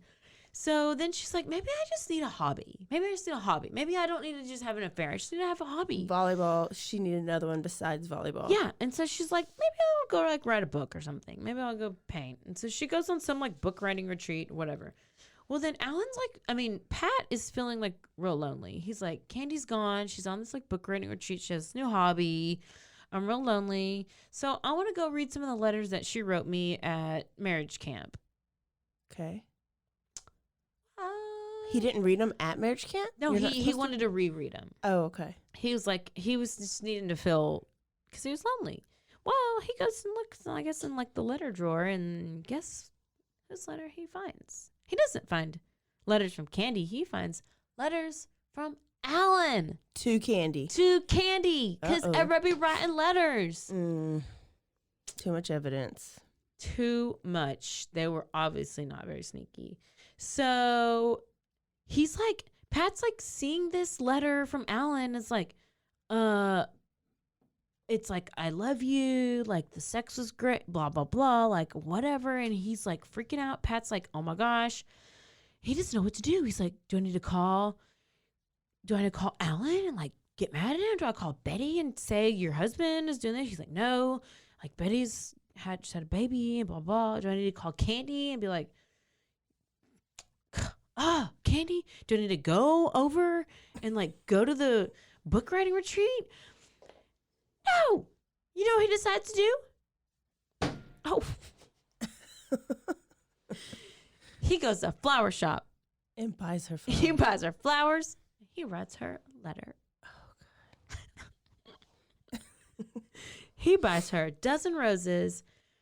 And he writes her a letter that says he understands and that it was really his fault and that he pushed her away. And so Candy gets home and they talk about it and she cries and she feels horrible and she'll never do it again. And so they decide that they need to go on vacation and they just need to get away. And then next thing you know, it's Friday the 13th. Uh-oh. So this is actually not where we stop because I still have a little bit and then we can stop. Unless you want to stop. No. It's not okay. If like there's nothing to. I know. Okay. You know what I mean? Yeah. Like there's no. I have the place. I got another place. But how much do you more? Why don't you just just end it? I mean, not end it, but like tell the story to the end. But how much more is left? I'm gonna get to the stopping point because there's a cliffhanger. Oh, there is a cliffhanger. Yeah. Okay. Then we get to Friday the 13th. So this is the last day of VBS. Vacation Bible School. Friday the 13th, Candy had her 2 kids in the back seat along with Alyssa Gore because Jenny and Alyssa are best friends, and she has her son Ian. So they have all the kids. Alyssa and Jenny had just had a sleepover, so the Gore kid was just sleeping over at the Montgomery's house. And it had been a couple of months since the affair ended. And so they're kind of getting back to normal. Okay. And for the 2 couples, and Candy thought it would be fine if, their daughter spent the night because Betty had no idea about the affair. It was just the 3 of them. It was just Alan, Pat, and Candy who knew about the affair. And so Jenny was like dying to go over there and blah, blah, blah. And so the problem was that this is gonna be a lot for Candy in her day. I mean, this day is she has to go and she has to take the kids and she has to get Alyssa and she has to go pick her up go pick up her swimsuit and go to Betty's house, and she has to get Alyssa and take her to swim practice, and she has to go do this and she has to go do this and she has to go do this. Well, she has to just get over all of this stuff, and she just was like, it's fine, I can do it all. She likes doing all the things. So she goes and drops the kids off at VBS. Okay. And she tells the church ladies, like, this is my plan. Like, oh, I'll be back in time for the puppet show. Like, don't worry about it. Whatever. So she leaves the church and she gets in her car. She's driving to Betty's house. So she's going to Betty's house because Alyssa's going to spend the night another night. She gets in her car. She's driving to Betty's house. And Candy gets there. And she was like, oh, hey, I just came over. Hey, Betty, I just came over to get Alyssa's swimsuit. And she's like, oh, by the way, where's the baby? And Betty's like, oh, she's in bed and whatever. She's like, I want to play with her, blah, blah, blah. And Betty's like, Candy, if you could remember whenever you take Alyssa to her swim lessons, like, give her a peppermint because she hates putting her face underwater. And so when you give her peppermint, that will be like her reward. Because everybody loves peppermints. Yeah. So then Betty's like, she's like, oh, hang on, let me go find the peppermints, blah, blah, blah. And then she's like, oh my God, I gotta find the peppermints. Like, all these things. Like, I'm packing to go on vacation, and Alan's gone, and he's out of town, and there's just so many things going on. And she just seems real stressed to Candy. And just as Candy's about to get the stuff from Betty, and she's like, oh, I gotta go. Like, let me get the things because I gotta go. And then Betty just is sitting in a chair and just is staring at Candy with this blank stare. And she's like, Candy, did you have an affair with Alan? Oh, yes. She said no. She said no. Candy said no. Betty says, yes, you did. I know you did. And then Candy said, yes, I did. But it was a long time ago and it didn't mean anything. And it was like a week ago. I don't know. So Betty leaves the room. This is where, get ready for it. Betty leaves the room. She walks into the utility room, and Candy's freaking out. She's like, how did she know? How did she know? Did Alan tell her? And Betty comes back into the room, and she's holding a 3-foot long axe. What? She is holding an axe. And she looks at Candy, and she tells her, you can't have Alan. You can never see him again. And Candy's like, I don't want him. I'm over him. But Oh, but she's the farm girl, so that's why she grabbed an axe, because I wouldn't have thought to grab a damn axe. Like later they say that there's like this newspaper that was open on the table because it's Friday the 13th and there's this new movie coming out, like axe murder movie. And she was like, we're like, oh, we think that she got the idea of this is what the defense attorney ends up saying. He's like, we think she got the idea of the axe because she was reading the paper and there was this movie coming out and the paper was open to this new movie, blah, blah, blah. So Candy's like, the affair is over. I don't want him. And Betty like sets the axe down and she's like, okay, let's go get Alyssa's clothes because Candy, is going to go get. Oh, I'm fine. Yeah. I'm fine about argument over. Like, I'm fine. That's fine. I'm done. We need more people like that. I know. That would be me. I'd be like, okay, fine. And then I would get chopped my head off. And so they go get the clothes for the kid and whatever. Candy's like looking for keys. She's like, oh my God, I'm ready to leave. She's ready to get out of there. And she notices like Betty's face, like all of a sudden, like turns like to rage. Oh. She raging. Candy goes to touch Betty's arm and she says, oh, Betty, I'm so sorry. Like, and Betty gets so mad. She just like, that was it. Because it was real fake. Patronizing. Yeah. Like, patronizing. The tone. Patreon? Oh, yeah. The tone triggers Betty. And then, okay. I still don't know who the murder's going to be. Betty lunges towards Candy, pushing her into the utility room. She picks up the axe and she screams, you can't have him. I'm going to have a baby. I guess she's pregnant. Or she thought she was pregnant. She's like, you can't have him this time. And Candy's like, I don't want him. And Betty's like, what? What do you mean you don't want him? You just like shoot him up and spit him out? You don't want him anymore? Like he's not good enough for you anymore? So then she's like kind of, because she says she has mental issues. She's been like depression and all these things. So she's like, Betty raises the axe. And Candy's like screaming and she's ducking and like the axe falls out of Betty's hands onto the floor. And anyways, this is the point where like Candy sees blood on, because like she raises the axe, it falls out. The like blunt part of the axe hits Candy on the toe. Okay. So it causes her to bleed. So if you refer back to, I don't even know if I remember, whenever from her childhood, there was that story where she got hurt, hitting the nose with a piece of glass from when she was racing that kid. So it kind of brought back all those memories.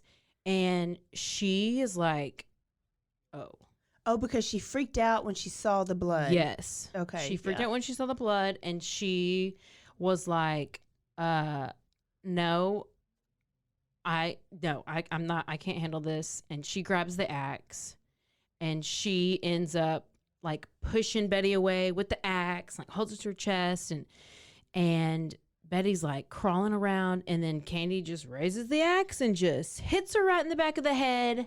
Oh. So Candy hits Betty in the back of the head, and she heard a dull pop as the pressure like inside Betty's skull releases and blood begins to pour down her neck. What the hell?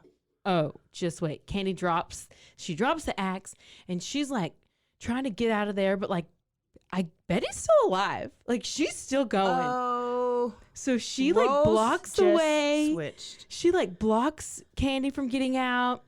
Oh, and Betty. Candy's like, let me go. Like, I want to get out of here. And she was saying how Betty was in some kind of a trance. And she was like clearly like in shock of whatever, blood loss. And obviously you got an axe chopped in your head. And it's like fight or flight, and she's fighting. And Betty whispers, I can't. Like, she can't. Yeah. She just can't. She can't. So she tried to then Betty tries to grab the axe and like get Candy with it, but she can't because she's too weak. And then Candy's like running for the door, but the door won't open because I guess it's like slippery from blood all over her hands. And Betty's still coming after her. And then like this is what the book says. Betty comes up to Candy and just does her finger over her mouth. Like her mama which did is her. exactly what her mama did. And so Candy just like, she started raging. She was like, I need to destroy Betty. I feel like she just didn't really like her anyways because she wasn't very friendly. She was... Why do you have that much rage to take out on somebody you wronged? Right? Unless she already had something against her, or unless you just already cray, which I think it's... So... She just cray. She is. So Betty... So Candy got the axe, and she started hitting Betty over and over and over and over in the head and the arms. And she, like, used all her strength to do it. And she... ended up hitting Betty like 12 times just right then. And then she finished off with hitting her in the face over and over until she just was like, I'm done. I can't hit anymore. I'm out of it. Wait, but what's she hitting her with still? The axe. The axe. I feel like Betty's like bionic. Like, how can you get hit that many times with an axe? So the first time she got hit, she was still like, probably like she was still going, and then she goes shh, and then Candy starts chopping at her. Why would that's a lie? Candy. That's what the book said. So they'd be lying. Candy's lying. Yeah, because this is all from Candy's testimony. Yes, this is all what she says. She's trying to like act like there was a trigger that took her back to childhood. Yes, trauma, but that was not no damn trauma. Oh, I know. If that's the case, my kid is gonna be real crazy. I know, because I've done more than some shh. Oh, just wait. It's gonna be. So Betty's face was unrecognizable. Oh, Betty. I mean, she chopped it up. Betty. It was, quote, a shapeless mass of blood and bone. Oh, my God. Mm-hmm. So then Candy goes into Betty's bathroom. She gets in the shower. She keeps her clothes on. She just rinses blood off her arms and stuff. And she's like, never mind. I got a bigger mess to deal with in the kitchen, or I got to go clean it up. So she tries to clean it up, and she's like smearing blood all over the place. And she's like, you know what? I ain't got time for this. I got to go to church, pick up my kids. So she just bounced. Oh. She gone. So she goes home. She realized that her watch stopped in the shower. So she lost track of time, blah, blah, blah. So she gets home. She then tries to like think up her alibi. Like, what is she going to say? Where was she? And so she's going to say that she stopped to talk to Betty for a few minutes. She grabbed Alyssa's clothes and she drove to Target and her watch stopped. And then she was like just driving around the Target parking lot, which is why she was late. So if anything happened to Betty, it must have been some crazy person who broke in and killed her just a few minutes after she left. Yeah. I mean, so she didn't know anything about it. Yep. Some crazy all person. That, Candy's testimony. In the meantime, did I tell you where Alan was during all of this? Because he was out of town. Remind me which one's Alan. Alan is Betty's husband. Okay, that's so Alan was out of town. He was on a business trip. So he's been calling Betty. He's like, where's Betty? Calling her. She didn't answer. He called several times. He ended up calling the neighbors and is like, can you go check on him? They went and checked on her. They were like, everything's fine. She's not answering. And then they ended up going back over there a few times. Okay. So it ends up, there's 3 neighbors that go over there. They're like, the car's there. The lights are on. But they kind of started getting a funny feeling after a little bit. So they ended up getting in the house because the front door was unlocked. So they didn't try to actually go in the front door at the beginning. After a few times, I guess they just looked at the house, rang the doorbell, didn't try the front door. Yeah. So they go in the front door. They hear the baby crying because they have a baby, like a 1-year-old baby. Oh, shit. So this all happened. Wait, with she the had baby. a 1-year-old and she's pregnant again? Well, she thought she's pregnant because she missed a period. Oh, okay. So I think she wasn't actually pregnant. Or she just thought she was. So she just gets real emotional. And so the baby's crying, and they find the baby in the crib, and she's face is all red, and her hair is all tangly, and her voice is like super hoarse, and she has poop all like in her diaper and stuff. I mean, no. So they get the baby, they get the baby out. Been. I mean, baby. it was just I mean, it was several hours, but it wasn't like longer than a day or anything. So, I mean, that's good. Oh, so the baby's fine according to you. I mean, the baby's fine. They say, you know, they brought the baby out to their wives. And, you know, she's fine. She's in diaper change. And, she's a little hoarse. I've been hoarse, so it goes away. It's fine. So they go in the house and they're like, oh my gosh, she's dead. They found her in the utility room and they're like, at first they thought she was shot, or they thought she shot herself because her face was like messed up. So they thought she shot herself, but ended up, obviously, she didn't shoot herself. And they were like, oh, once the police got there, they realized there's the axe. So she even left the murder weapon? Oh, yeah. Okay. Yeah, it was like just off to the side in the utility room. So Betty's arm is almost severed off. Her teeth were exposed. She has like this half-looking grin. Her left eye was open. The entire right side of her face was smashed in, completely unrecognizable. Hey, in case y'all don't know, this is an explicit podcast. There was blood, brain matter, and tissue. I want to make sure you can visualize it. Listener discretion is advised. And the axe was real close to her body. Okay, so that is all of that. Then we're going to go to the trial. I'm going to introduce you to this guy, Don Crowder. Okay. So everybody in town is talking about the murder because it's a small town. So at church, there's this guy, and he's like, well, my legal perspective is that this is a killer and that he's a drifter. And, every time. He's a drifter, and like, he's probably several states away by now. And they're like, how do you know? And he's like, I'm a personal injury divorce attorney. What is a personal injury? And your first mind is always, it's somebody she knew, like they know. Well, this guy was a personal injury divorce attorney. Yeah, but clearly, remember I put in my application for FBI not too long ago? I didn't know you actually did. So I think I'm more qualified than him. You probably are, because he is trying to be like, I know everything. He's like, that's how this is happening. That's how. So the police end up questioning Candy. It was not as a suspect, just because they knew she was at Betty's house. And her alibi, her story doesn't seem strange to the cops. It just seems like, okay, whatever.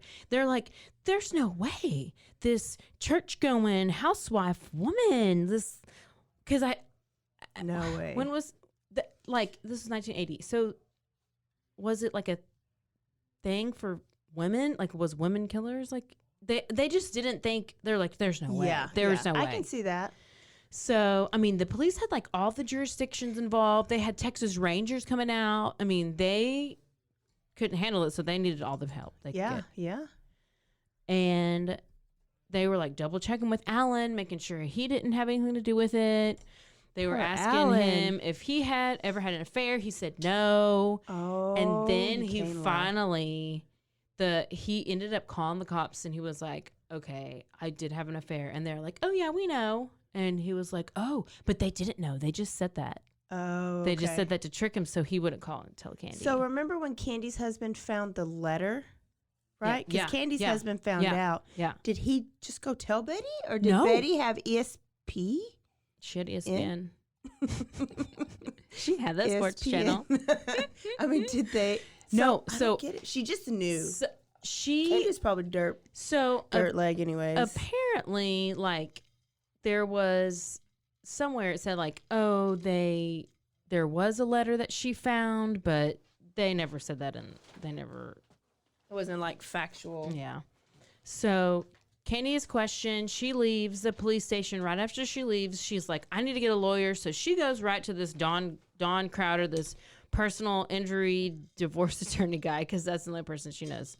He's never done like a criminal. Come on now. So she goes and gets him as her lawyer. So he's like an ambulance chaser, Meanwhile, he's like, yeah, go ahead. And he's looking for like somebody passing by on like a train and like passing by. Yes. Random killing. Yes. Like, yes. No. So he's 100% sure. He's like, Candy did not do this. He's like, I mean, she's a housewife. There's no way. And he tells her, he's like, there's 3 people you never lie to. Your pastor, your doctor, and your lawyer. And he's like, so don't lie to me. Did you do it? And she's like, no. And he was like, Candy, was it Alan who did it? What happened? What do you know? And she was like, okay, I did it. Like, she just told, she was like, yes, people I just did. have to ask her twice on anything. Betty asked her Yes. once. She said no. Second time, confess. So then Lawyer? he's like, oh, hell. He's like, well, don't tell your husband. We ain't telling Pat because he's going to go straight to the cops. So that's that. Okay. So that's Don Crowder. And then we're going back to the trial. So we had the testimony, Okay. which was the actual murder. So the media is all over the place. Like, this is a small town. So it's like Candy's a homewrecker. You know, she's this and she's this. So Don, the personal injury attorney, divorce attorney, whatever he is, That's now. he's never tried a criminal case. I mean, And he was confident that Candy would win. I don't know why. He's just confident. But this is what happened. He starts off the trial and he says, on Friday, June 13th, Candy Montgomery killed Betty Gore. This is what he started. She did it with an axe and she did so in self-defense. oh, you know what? Mm-hmm. She did. According to her testimony. And there's no. So here's the thing. Dawn also got Alan, Betty's husband, to testify. And he was talking about Betty's mood swings and her erratic behavior. And they also linked those small details about how the newspaper was open about the axe murder movie that was coming out. And like they were saying that's the reason why she grabbed the axe. And Dawn was arguing how Betty was trying to scare Candy because Candy refused to apologize to Betty about the affair. And then the argument was like, but really 40 plus blood, because did I say that? 40 plus blows? That's overkill. Yeah, yes. That's personal. You wanted to kill her. So they were saying like 40 blows, like how is that self-defense? And apparently a psychiatrist got up there and she was saying how, so Candy ended up getting hypnotized at some point. I don't know. I guess they used hypnotization. Hypnotization. Oh, here's a new word. Here we go. And so Candy like revealed like her childhood traumas when she was being hypnotized and blah, blah, blah. But the psychiatrist. Her trauma is her mama didn't let her cry. I know. It's so dumb. So the psychiatrist was like, Candy was not in control of her own body when she hit Betty over and over, and it was just pent up emotion. Well, no shit. So the defense rests. So the defense is like, no, the defense. The prosecution is so boring. So Dawn has like all this emotion when he's like telling the story and he's just like, this is what happened in this. And he just had all this emotion. But then they were apparently like the other part, like the prosecution was so boring and they just weren't like buying it. I guess they just were buying the defense because he was so animated and just so into it. So after 3 hours. So we doubted some Don Crowder.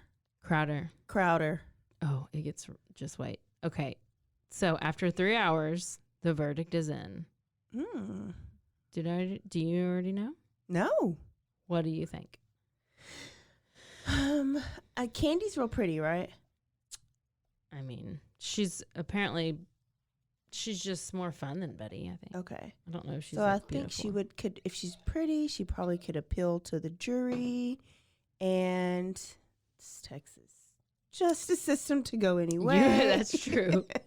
And so I bet she got not guilty. She not guilty. Oh my gosh.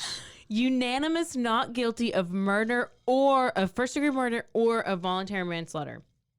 I'm not going to say what I really want to say. Court, you should say it. Why? If Candy was a black girl and killed this white woman, listen, Candy you're right. would still be in She would prison. still be, she probably Execution. Executed by now. So she's a free woman. And then 8 days after the verdict, the Montgomerys moved to Georgia. They later divorced. Oh, this is it. This is the end. Oh my God. This is the end. They got divorced. So her husband just stayed with her? Oh, no. Okay. Wait, who's? Candy's? Candy's. No, they divorced. Oh, okay. Well, no, he supported her throughout the trial. Throughout the trial, Yeah, okay. Yeah. He supported her. He was there for her, and then they moved together, and then eventually they divorced. Okay. And then Pat, her husband. Yeah. He continued to be like an engineer, and then Candy became certified as a family counselor, and she changed her name back to her maiden name, which was Candace Wheeler. Bitch. She's a counselor, like with her daughter. Alan Gore, Betty's husband. Yeah. Who also ran for president a while ago. No, it's not the same person. Oh, okay. He remarried between his wife's death and Candy's trial. He got remarried. What? Oh my gosh. This is not acceptable. And he left Texas. He lost custody of his kids, but apparently Why? they have lost lost custody or lost contact? He lost custody of his kids. When they're still little. They were little. Yeah. Why? I don't know. He was just because I guess he didn't, because he probably got remarried and left Texas. Oh my gosh. I think they were raised by Betty's parents. Okay. But apparently they've come into contact again through Facebook. That's what it said. Facebook is bringing back some families. And then listen to this. Don Crowder, the personal injury defense, whatever, he committed suicide in 1999. What? I don't know. That's just what it said. And also, Betty's, the house where she got murdered, is still there, so we could go drive by. The address is 410 Dogwood Drive. In Wylie? Tell me what town it is again. I don't know. I got like 3 different town names, so because it's all like a little area. Well, there's Wylie, there's Saxy, Lucas, Texas. There's a bunch of things. So just Google it if you want to go and visit. Yeah, 410 Dogwood Drive. If you want to go visit it, take pictures and send us the pictures. Or if you live close to there. If there is not one person who lives close to there who listens to podcasts, we're doing something wrong. Then we're clearly, it's unacceptable. Then I'm quitting. Then this is it. This is the last episode. And all that hard work on social media posts that I put in down the drain. It's for nothing. So basically everybody in the community is like, they don't believe it. And they're like, this self-defense thing is bullshit. And she got away with murder. Which she did get away with murder. She did. What do you think? Do you think it was do you believe Candy's story, or did you think she went over there to murder her? I don't think she went over there to murder her, but like, you don't just like all of a sudden get so mad that you're going to like chop somebody 40 times with an axe. Like you could leave. Yeah. And you don't got any trauma. Yeah. Like, I mean, really? Catherine Knight, that's the last thing. We can understand like why she did what she did. You weren't like getting, molested and abused and beat as a kid. You were fine. Yeah. Yeah. They need to like just have a tracking device on her because something else is going to happen. Either murders will happen around her. She's been, I mean, I can't wait for the movies to come out though, or the shows. Yeah. Yeah. So stay tuned to the movie because I just want to see how they do that whole self-defense story. And, usually these movies, they take one side. So are they going to take Candy's story and make a movie out of that? Or are they going to take like the other side that like she's cold-blooded killer? Yep. Love it, love it, love it. So there's Candy. Yep, there's Candy. So go drive by our house, take a picture, send it to us. And how about don't forget to rate, review, and subscribe. Can I... Oh. Sorry. Oh, I smoked 17 cigarettes. Oh, Not really. no. Not really. It just sounds like it. So can I end with the animal fact? Remember my kid? Yes. I won't do them all the time. Okay, so if you didn't hear the last one, former student with autism, loves animals. And he used to tell us like 1 trillion animal facts a day. And then we got him down to 1. So he would just hold up a sign in the hallway and it would have like an animal fact and he'd tell everybody. Gosh. He even like walked across the stage at his baccalaureate and stopped the principal and told the principal an animal fact about giraffes. So he just loves it. So now that he's graduated, he puts it on like his Facebook and he has like a text messaging system. I feel like he's probably got like hit 'em up. Hit 'em up? Is that even still a thing? I don't know. It's what we used to use. Wait, did you see that like back in the day and they started charging you? I'm like, no. Yeah. So, and he sends an animal fact. Yeah, because you read that first one about ostrich with 2 toes. Yes. Yes. Okay. And I actually chopped my toes off. Okay. I run Do you so run fast faster? now. Yes, I was actually in the Olympics. Okay. So, alligators, there's 14 species of crocodile. Sorry. Oh. This Australian saltwater crocodile is called a salty, and it is the largest growing crocodile, and it can be up to 17 feet long. Oh, shit. I'm done with crocodiles. Done. Hell no. So there is your animal fact of the day. And sometimes Can you tell me the difference between a crocodile and an alligator? Do you want me to ask my former students? Please, because I think that is a good question. It's probably like one has more spikes on their back or something. You know what's so weird? It's like they're like dinosaur-ish looking. They and it's like, are. Can you imagine if we lived in a world when in the time where there were actual dinosaurs? Like, what if there's like a brontosaurus or T-Rex like just walking down the street? I mean, Your mind. Did you chew something up today? I did not have any gummies today, but I always think like, there. what if there was one of those big flying pterodactyls? A pterodactyl? Yeah. I'm just saying. What if? I've driven a car where I had a bird fly into my windshield. What if you had a fucking pterodactyl fly into your windshield? That would be a little traumatic. I know.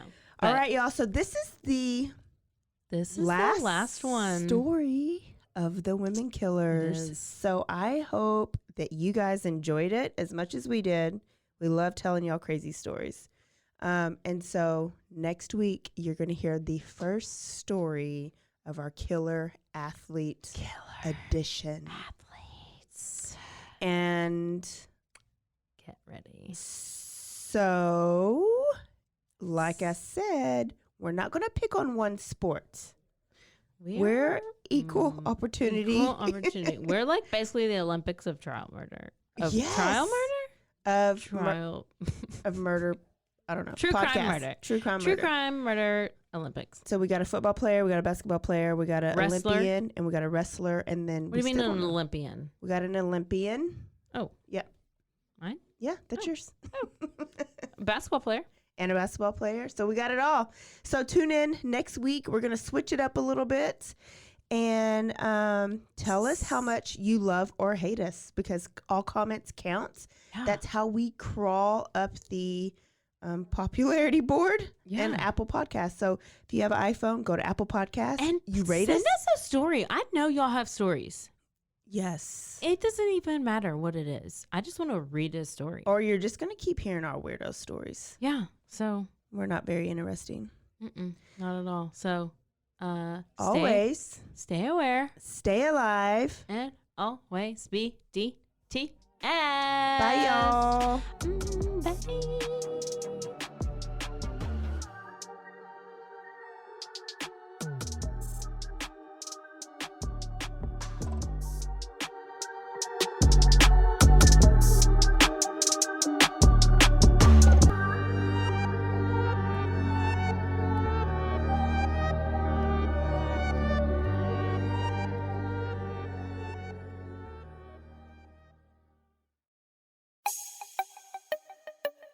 This has been a Rogue Media podcast.